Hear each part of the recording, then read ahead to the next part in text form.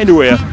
Ttiimu ya Express FC mukwano gw'abangi ewanduse mu mpaka za Stanbic Uganda Cup bwekubiddwa Sports Club of Villa mu kakodyo akokusimulagana peneti ku ggoolo 4-3 oluvannyuma lw'eddakiika 9 okuggwa nga tewali alengedde katimba ka munne.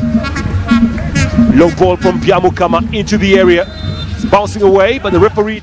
Omupiira guno gubadde gwa mutendera ogwa ttiimu 32 nga guzannyiddwa mu maka ga Express FC aga Mutesa 2 Memorial Stadium ewankulukuku. Twogeddeko n'abatendesi owa Express FC n'owa Sports Club of Villa ne batubuulira omupiira guno nga bwe gutambudde.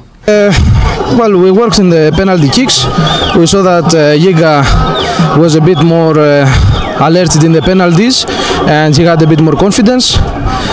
We talked with the goalkeepers, they agreed on that. So we followed what the players wanted because they are the ones playing football. We don't play football from the bench. We just need to take decisions.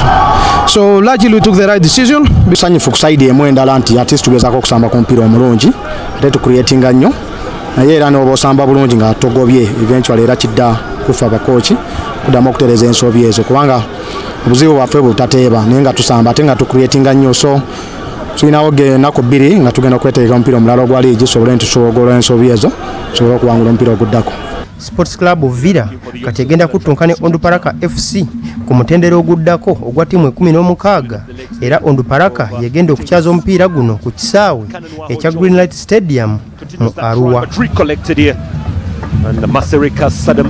Empaka zino kati zigenda kuddamu okuzannyibwa olunaku olw'enkya n'omupiira gumu wakati wa Maroons FC ng'ettunka n'Endejje University FC.